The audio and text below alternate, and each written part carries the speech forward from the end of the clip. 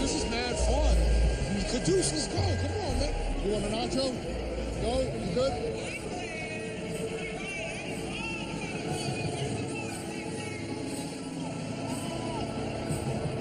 I like to play a game called 21. It's a half-court basketball game you play when you have an odd number of people at the park. The goal is to get to 21. It is a game undeniably governed by other forces beyond your control. But no matter how high I get or how low I fall playing 21, I always remember something Han Solo said in Star Wars Episode 5. Never tell me the odds.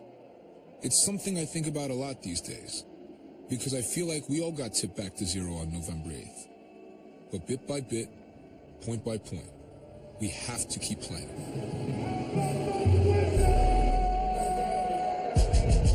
Y'all in the wrong world. Again, man. Welcome to War's world. World traveler, the fruit, good in the mission. Shanghai, Moscow, check out the pictures. LA, MIA, or London, the schedule fishes. Welcome to War's world.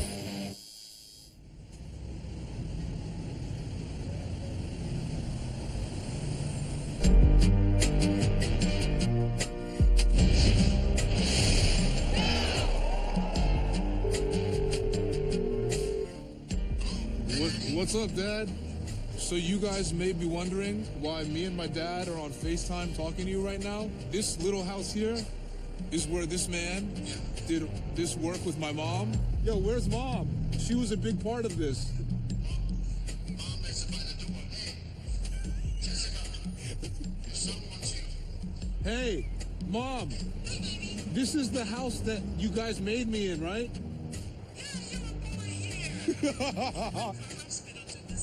Okay. It's a lucky house. I gotta do the show now, but I'll call you later. All right. Bye. We came back to D.C. because this is my hometown. This was my America. This is where I was made, where I was born, where I formed my first ideas about what America meant to me. And with everything that happened on November 8th, we decided we can't just let this America fall apart and go by the wayside. We have to be here, we have to stand up, and we have to fight for the America we believe in.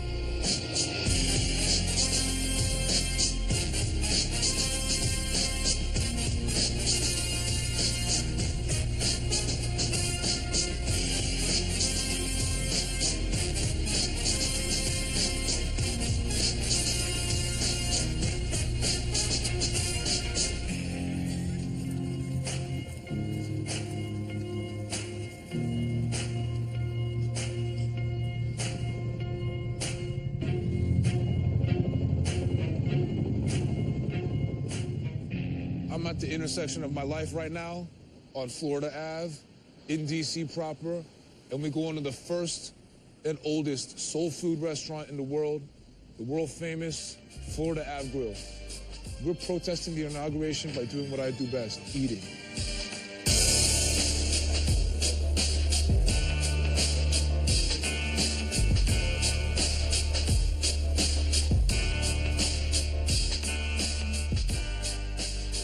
What does the Florida Ave Grill mean to you? It's the oldest black-owned restaurant continually operating, in the country. Yeah. Every spot in here has got a significance. We have a booth where Dr. King planned the March on Washington. Yeah, right across the street is Howard, and most of the kids that work here and our managers, like D right here. Yeah, H.U. Howard. Yeah, H.U., There's a lot of old timers that come in here. I'll tell you, when I came to Howard in 1960, I didn't have any money.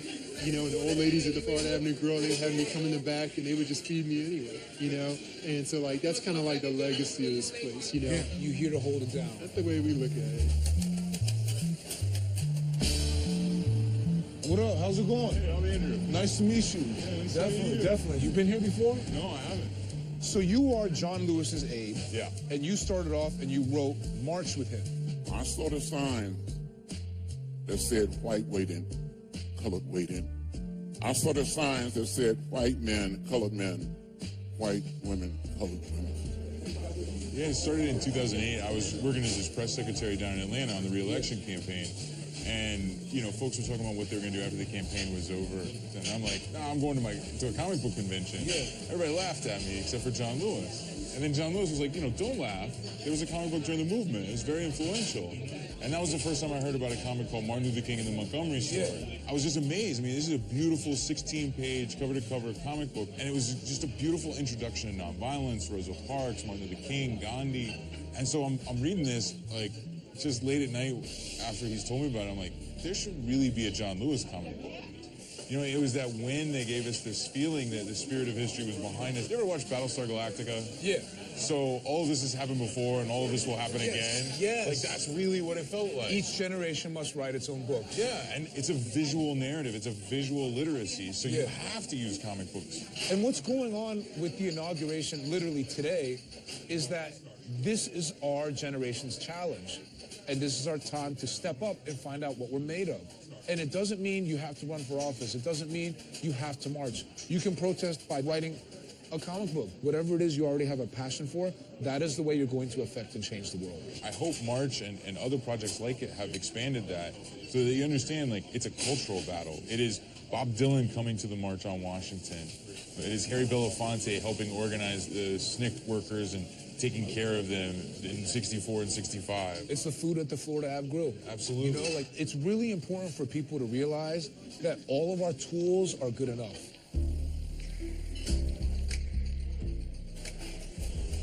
Well, my father was a Muslim immigrant. He came from the northern portion of Turkey, a place called Sinop. So I never really knew him, to be totally honest. My mother married him, and they were together until I was 3.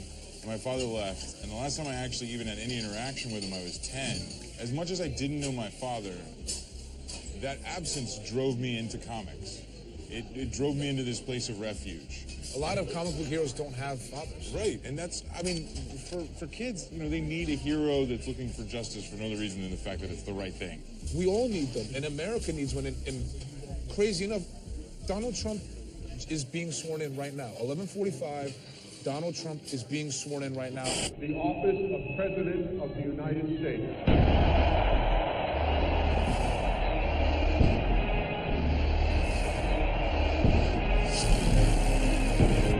And I don't know if he is the father that America needs. Sort of like the stepdad that we're all afraid of. Yeah. Like an abusive stepdad. Right. We must protect our borders from the ravages of other countries. This American carnage stops. It means that we as a people have to be organized to stop some of this and to show to the world that that's not America. He does not represent us. From this day forward, it's going to be only America first.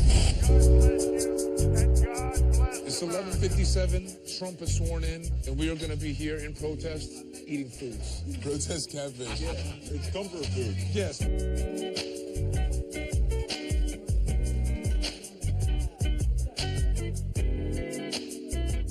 That was the best catfish I've ever had. Because the cornmeal is light, it's not overly battered, it's mainly fish, but still is crispy.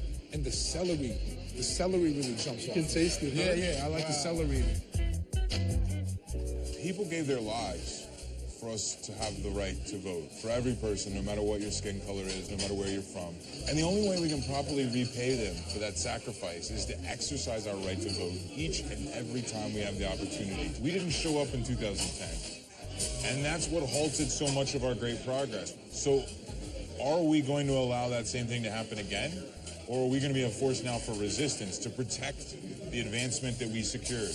And we have to protect our neighborhoods, we have to protect the culture and our communities and histories. We all have to stick together. Because the next challenge is going to be, how do we address all the attempts to divide us? I feel like this applies across the board. Solidarity. Just blocks of the celebrations at the Capitol and the White House have been violent protests. Police in riot gear flashing.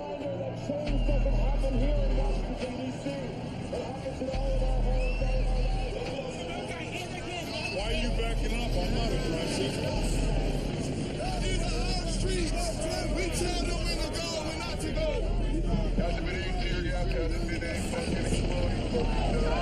No KKK, no fascist USA. No Trump. No KKK.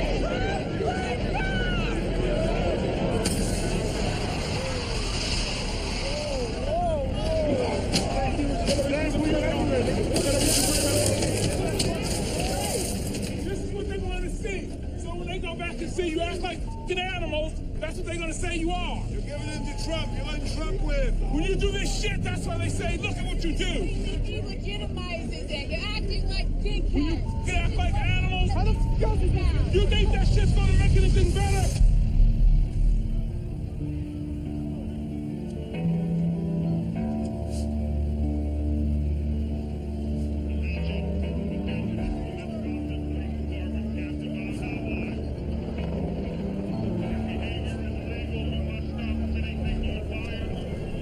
Will the dust ever settle on us?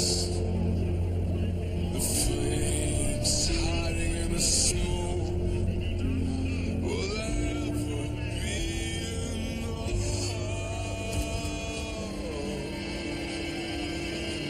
The flames choke. Will our skins ever be dry from the blood of the stillborn?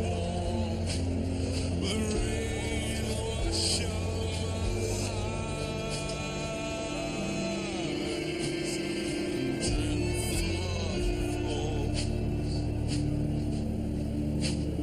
As it falls all around, you see it hit the ground. I say to you, let it come.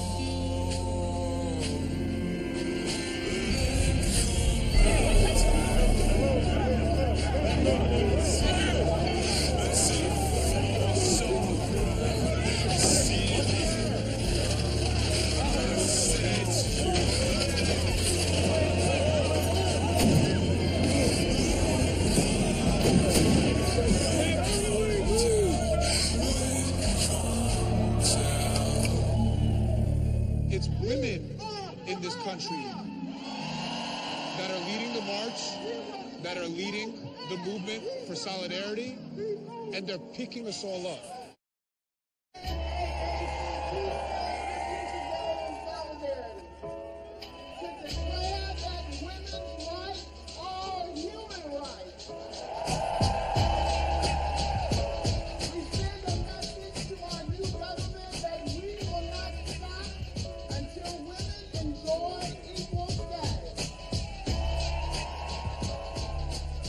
The Trump dog is great. What the f, America? Thank you. I love it. Make your head great again, brother. Thank you, thank you. Yo, made in China. Yeah. I like that. I like that.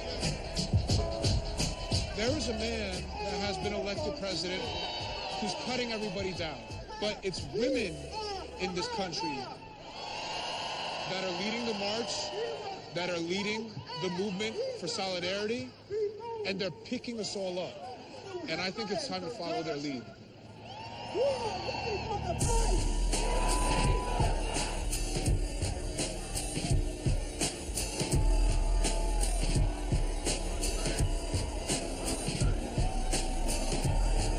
What are some of the issues that matter to you that you're marching for today? Oh, well, I have daughters marching for reproductive rights and rights for everyone. I just can't stand the hate anymore. To me, what's actually inspiring is the fact that there's over 500,000 people and they're here in solidarity. It's one of the most polite, kind protests that I think I've ever been to, and it's just people thinking about, like, what's good, what can we have come out of this that is positive and can actually be encouraging. Well, I'm a Republican, actually. Yeah. I think I'm going to stick with it. Cool. The reason I chose to follow my parents' footsteps, I guess, is economic based. But I'm here because women's rights are just more important. We probably disagree on economics, Sure. but that doesn't mean we don't have respect for each other. Exactly. That doesn't mean we can't march together, and it doesn't mean we disparage Muslims or disabled people or women. Of course not. Yeah. Never. I'm here to congratulate Donald Trump, because if it weren't for Dirty Don, we wouldn't all be out here on dirty old men. Look what you did.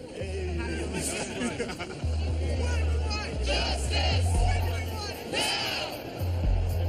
So we've been marching, interviewing, standing for about 4.5 hours, and we're going to check out what food offerings there are here at the Women's March on Washington.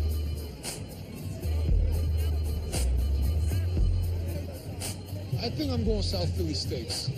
I feel like a Philly steaks is safer for IBS, yeah. Yes, because marches are a dangerous place for people with IBS. Marches are dangerous places for what? For people with IBS, irritable bowel syndrome. Yes. We keep it with safe foods. Yeah. Have the Monash University app? No, what's that?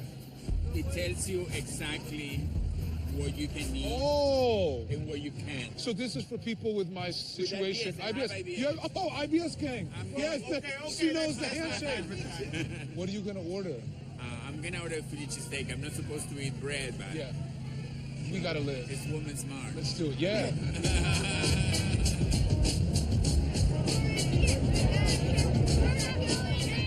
But just to add a little bit more flavor, we put the French fries in the steak. So Pittsburgh thing, we got it with whiz, we got it with onions, and I told them dust it with Old Bay, which is a DC thing. Solidarity in a sandwich.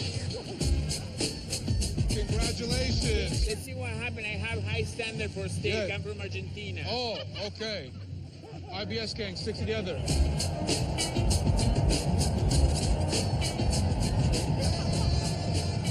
You want a bite of your sandwich? There you go. We're sharing a sandwich. Here, have a bite. Oh, yeah. Have a bite. Yes. There's enough to go around. 8 people have eaten the sandwich. Oh, yes, you want some? Yes, get in there. Eat some sandwich. It's a solidarity sandwich.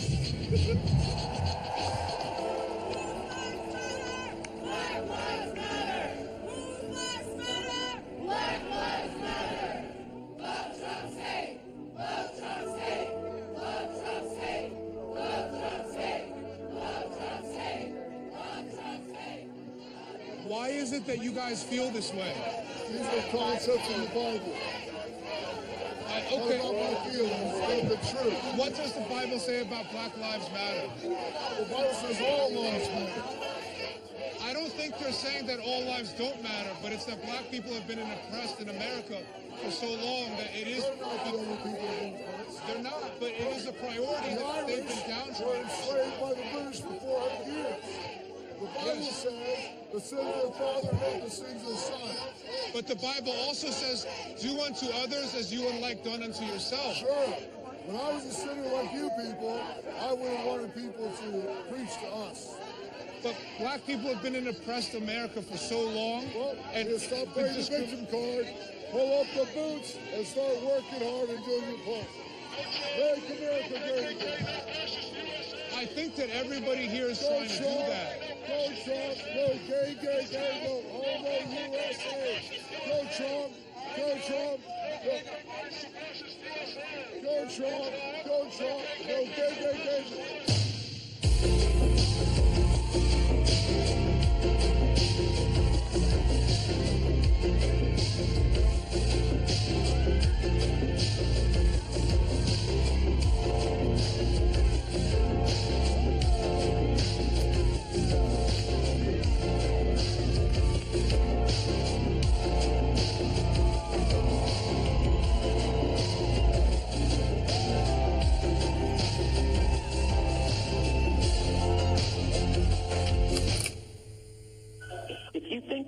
And the American people don't see this for what it is. We do. You had enough money to put that Kenyan Muslim on your wall, didn't you? End of message.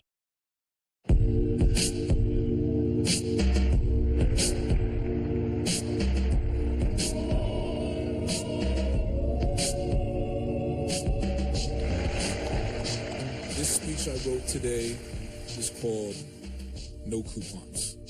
Dad, we need to get rid of the prime rib coupons. The tourists come in for the $10.99 prime rib, drink ice water, and never tip. It's a lost leader, he said. No one is going to pay full price to buy steak from Chinese people. We have to compete on price. You sell steak because you said people wouldn't pay full price for Chinese food. Eddie, immigrants can't sell anything full price in America, my father said. My name is Eddie Huang. I was born in America, my ancestors are from China, and my parents were born in Taiwan. I sell Taiwanese guabao for full price in America.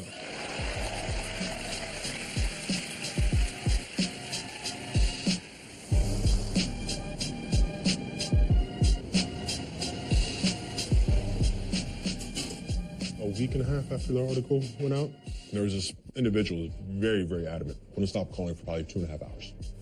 I personally call for a boycott on your restaurant. You are the stupidest business people in a long time.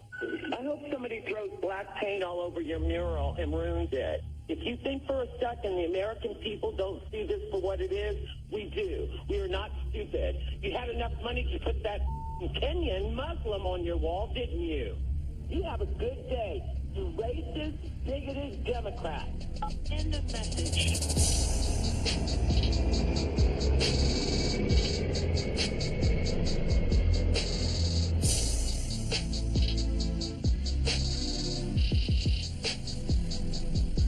So we're at Mama Isha's right now, and this is a 56-year-old restaurant.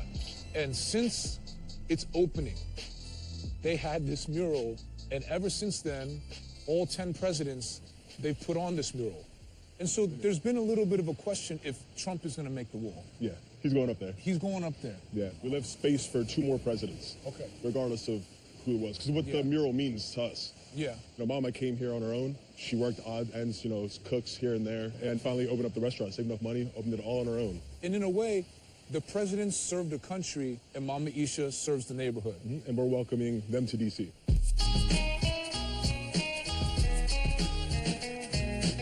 It's my father, Samir. How are you, Eddie? Nice to meet you. Samir, nice to meet Definitely. Hey, Eddie, nice to meet you. Eddie, I don't work here. Oh, cool. But it's a pleasure meeting you. Nice to meet you. Yeah. When you guys opened up, were you the first Palestinian restaurant in D.C.? The very, very first Palestinian restaurant, as a matter of fact, Middle Eastern restaurant in D.C. Oh, wow. Back in the 50s. Why is it that Mama Isha came from Palestine to America? She was running farms back in Palestine before the creation of the State of Israel. And after the War of 48, she lost everything.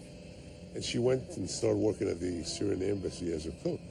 She didn't have any green card, she didn't have any papers to stay, so she worked at the embassy for a while, because she got her papers, and she moved on and opened this restaurant.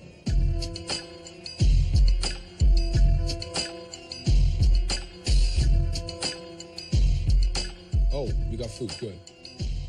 Lamb chop, kofta kebab, shish tawuk. Wow. There's one chop that we will fight over. Yeah, it's all yours. I'm here all night. All right. I'm gonna try the lamb chop first. All right. That's incredible. It's good. Mm-hmm. You know, everything here looks simple. A lot of it comes out of a steam table. It's very humble, coming out of the refrigerator. But I'm telling you, the flavor is out of control. The Muslim community, though, is specifically being targeted and singled out by Trump, almost more than any other group, besides maybe Mexicans or women. But he is going next level trying to ban Muslims. Humanity is beautiful for all our differences, but we forget about how much we have in common with one another. America is the greatest experiment running.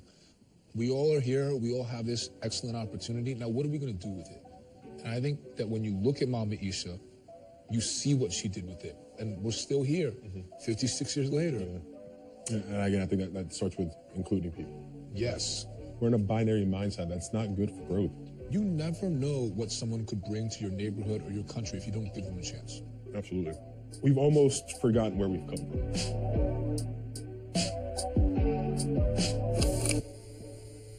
I think he's very confused about where the power in this country comes from. And the power in this country has always come from immigrants.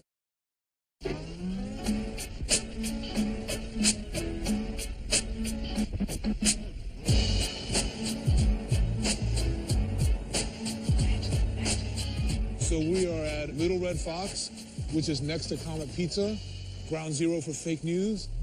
Under arrest in Washington, 28-year-old Edgar Welch, accused of firing an assault weapon, said he was investigating Pizzagate. Pizzagate. A fake conspiracy theory. Online message board 4chan suggested that the word pizza was code for child sex trafficking at the restaurant.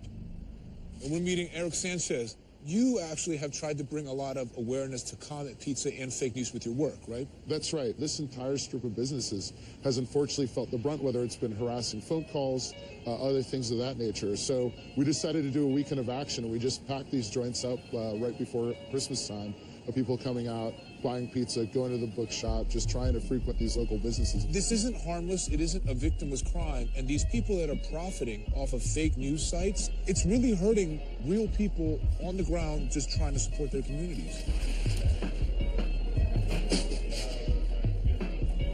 How's it been here since the Comet Pizza fiasco? It's been a little crazy. Yeah. I mean, social media has been blowing up with like threats, and I had to take down like pictures of my son that are on there. Just people kept posting about it. He's like a 2-year-old, and just kept like posting nasty comments. Even after everybody found out it was fake news, there's still nasty comments? Yeah, they claim he was like a false flag. It's a little scary when people are threatening you, and luckily we have a really strong community. We've been as busy as we've ever been just because the neighborhood wants to support us so much. Well, we're here to support. Cool, man. Thanks. So nice to meet you. Thank you so much.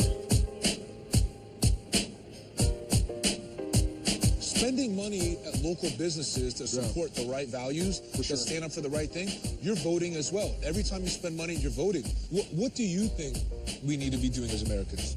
The only thing we can do right now is realize where our allies are and make sure we keep those people continuously engaged. I hope that all these folks who came out for the march last week, that they stay connected, because it's going to attack every part of us. It's going to attack, immigration rights, the labor unions, the women's groups, LGBTQ groups, because we're literally, for the first time, like ever, all in this together. Yeah. Like if one of us gets, we're all. The time for empty talk is over.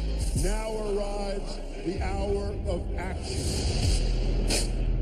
We do not seek to impose our way of life on anyone, but rather to let it shine as an example. We will shine.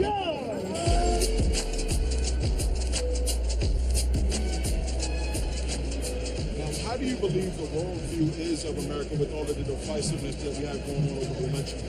I really believe in the strength of the people and the strength of the populace. You're still very hopeful. I always remain hopeful. We are strong because this is a country that draws on the strength of the entire world. What are your thoughts about this president and immigrants? I would tell Donald Trump, please be tolerant, please be compassionate, and cut it out with the hate. I think he's very confused about where the power in this country comes from. And the power in this country has always come from immigrants. Everyone here besides Native Americans are immigrants. What do you see as the role of art in holding the administration accountable? This is a good question. The law mirrors culture. The law mirrors what's happening in the street. Maybe we don't continually look towards the 3 branches of government to create change. We create the change ourselves and know that we will drag them along. I think in 2017, it's not about getting mad, it's about getting busy. All right, what does getting busy look like?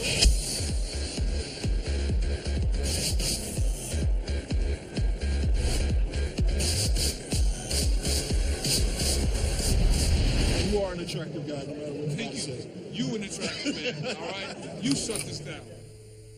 So we're going to meet Jared Taylor here. And Jared has views that you could categorize as alt-right. And we are going to be as objective as possible over some fire Peking duck skins.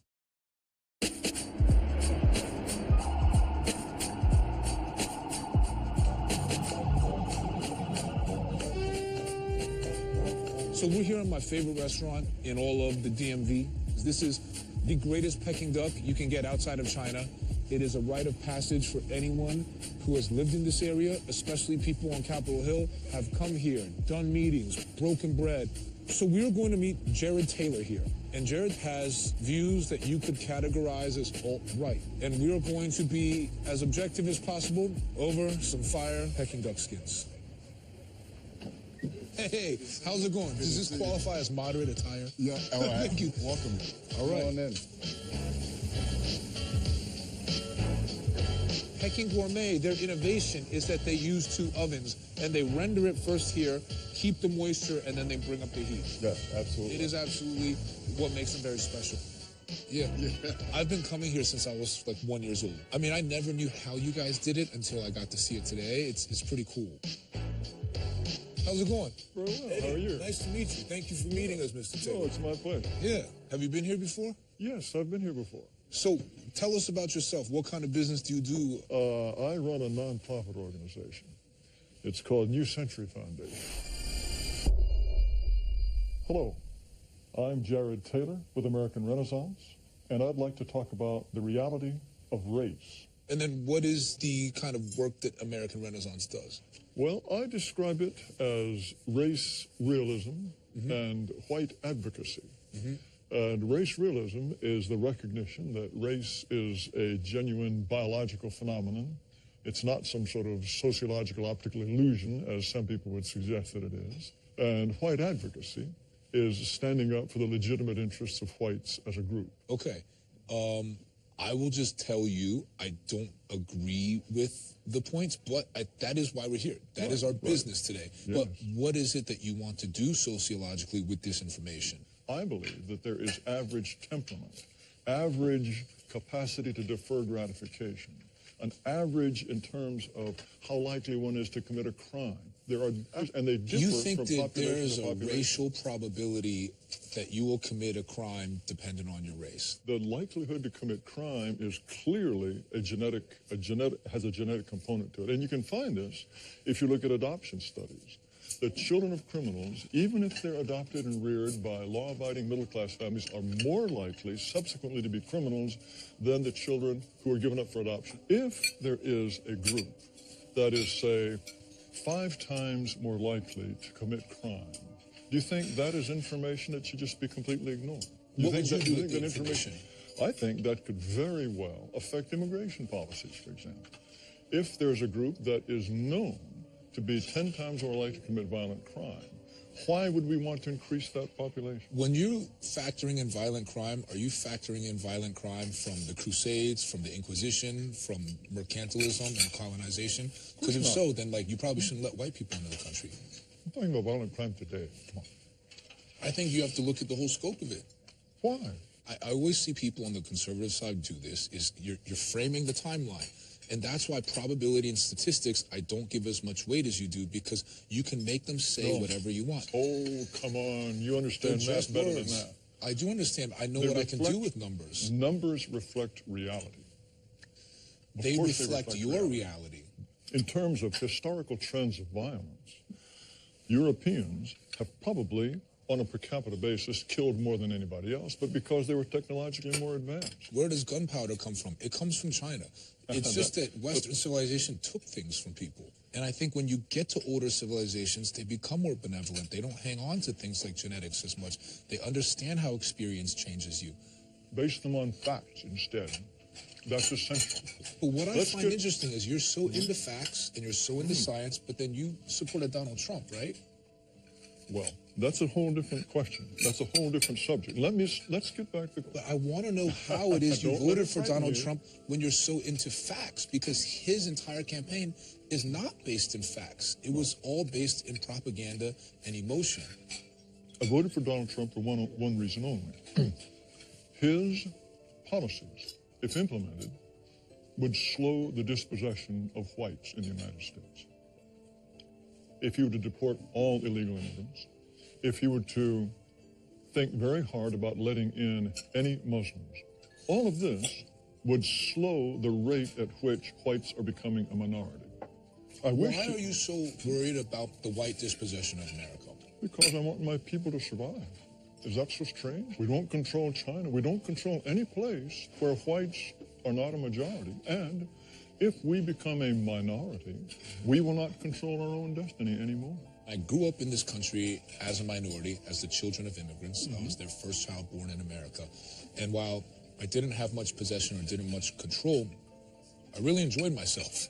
And I think that if you ask a lot of Americans, they would say that I had a lot to offer this country. You know, according to you, I guess I would be perpetuating the dispossession of white America. That is true. That is true. Would you say that you wouldn't want me in this country? At some point,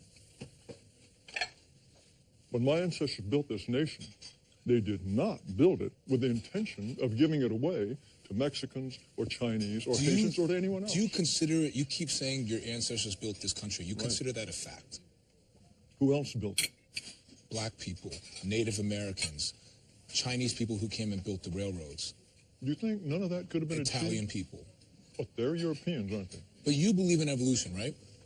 Evolution, I think, explains a great deal. Mm-hmm.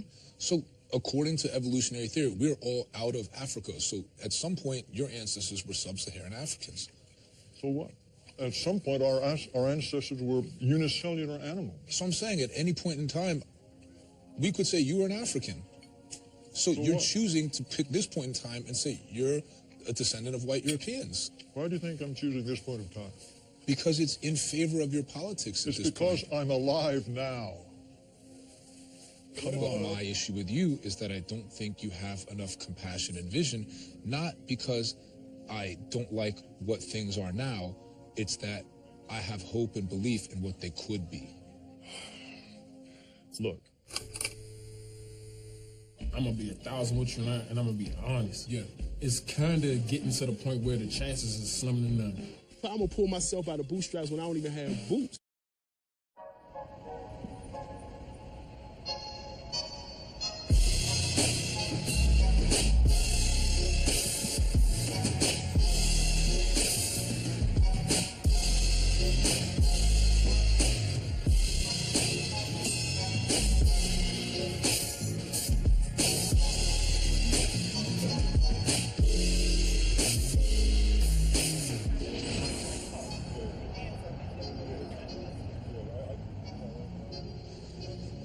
So we right here on Good Hope Road, Martin Luther King Jr. Drive, and we're gonna meet Tony Lewis Jr.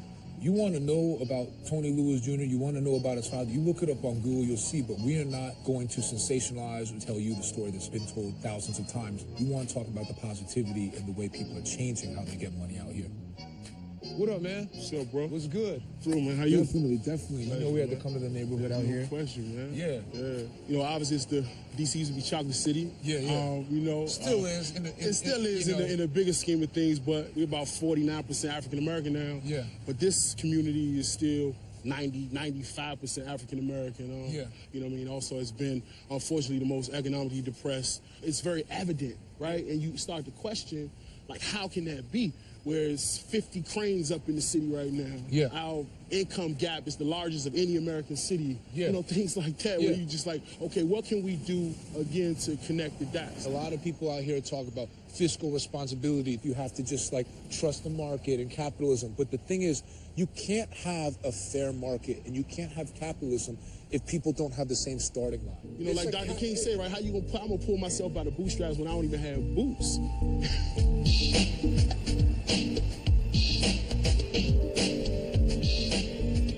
Be a Capitol Hill crowd case and do Capitol this. Hill crowd been one of my favorite men here in Ward 8, and one of the things I, this is something, just to have a spot like this in this community means everything.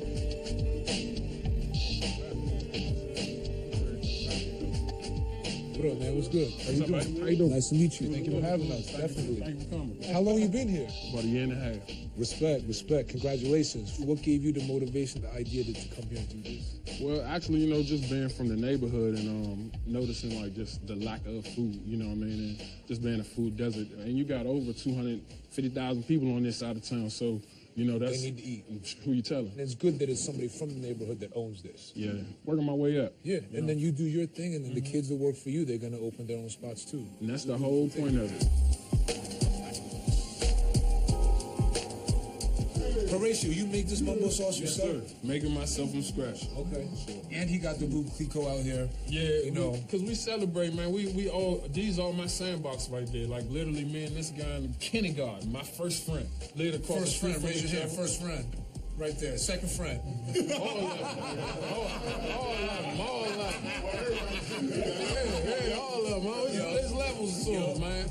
Here we go. I like this one. You see the lines on it? So that was sitting at the bottom of the fryer basket. That one's fried the hardest. You double fried this. No?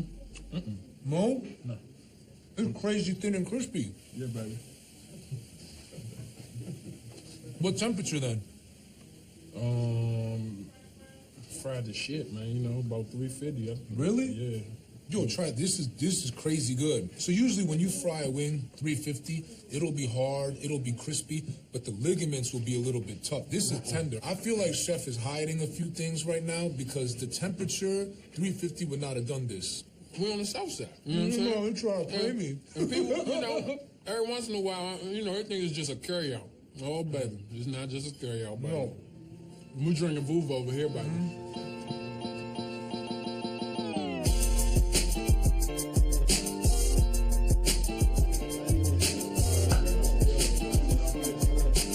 So y'all from the neighborhood too? Born and raised out here? Born and raised here, yeah. Councilman here too. Okay. Senior high school. Okay. Yeah, just ran for office. Yeah, what got you into politics and running? Just doing a lot of work. Just the need was so great, and just trying to find a vehicle to help get the constant calls, Facebook inboxes.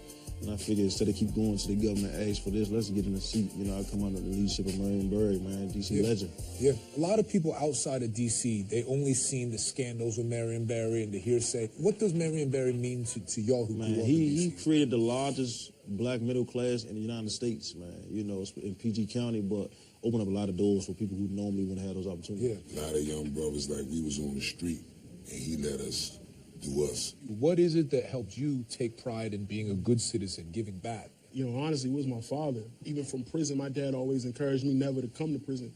He always encouraged me to do well in school. Before going to prison, you know, he went to jail when I was 9.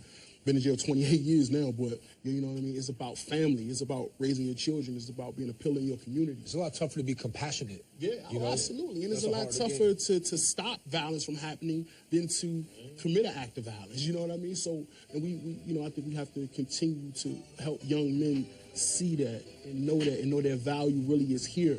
You know what I mean? And they have so much to contribute, and we need their contributions. We're not trying to just set an example for D.C., but we're trying to set an example for our country what young brothers can look like.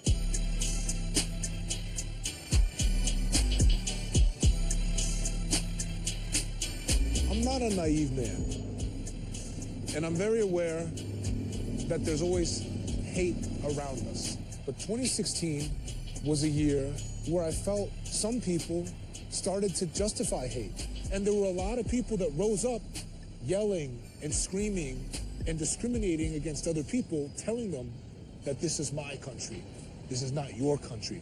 And there was only enough room for one type of person with one type of history.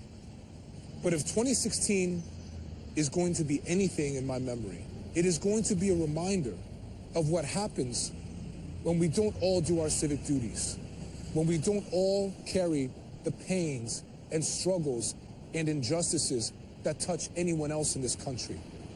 And while there was a lot of pain and there was a lot of struggle, and it felt like we had hit a level of hell we had never gone to, those feelings are inaccurate.